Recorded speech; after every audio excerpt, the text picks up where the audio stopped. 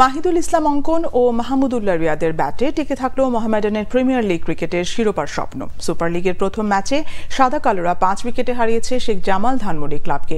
সোমবার টস হেরে শুরুতে ব্যাটিং করতে নেমে নির্ধারিত 50 ওভারে 2 উইকেট হারিয়ে 259 রান তুলে নেয় শেখ জামালকে বড় সংগ্রহ এনে দেন সাইফ হাসান ও তাইবুর রহমান। দুইজনে পেয়েছেন 3 অঙ্কের দেখা। 146 বলে 120 রান করেছেন সাইফ, আর তাইবুরের ব্যাট থেকে এসেছে 114 বলে 102 রান। দুইজন সেঞ্চুরি পেলেও স্কোরটা খুব বড় হয়নি শেখ জামাল ডিসির। দুই ব্যাটসম্যানই রান তুলতে অনেক বেশি বল খরচ করেছেন। জবাব দিতে নেমে দ্রুত 3টি উইকেট হারায় মোহামেডান স্পোর্টিং ক্লাব। সাদা কালোদের ট্র্যাকে ফেরান মাহিদুল ইসলাম অঙ্কন ও মাহমুদুল্লাহ রিয়াদ। চতুর্থ উইকেটে তাদের জুটি 179 রানের। শেখ জামাল ধানমন্ডি ক্লাবের 2 সেঞ্চুরির জবাবে মোহামেডান স্পোর্টিং ক্লাবের হয়ে 3 অঙ্ক ছুঁয়েছেন অঙ্কন। 122 বলে তার ব্যাট থেকে এসেছে 101 রান। মাহমুদুল্লাহ রিয়াদ সেঞ্চুরি পাননি, তবে মাঠ ছেড়েছেন জয় তুলে নিয়ে। শেষ পর্যন্ত অপরাজিত থেকে গেছেন 87 রানে।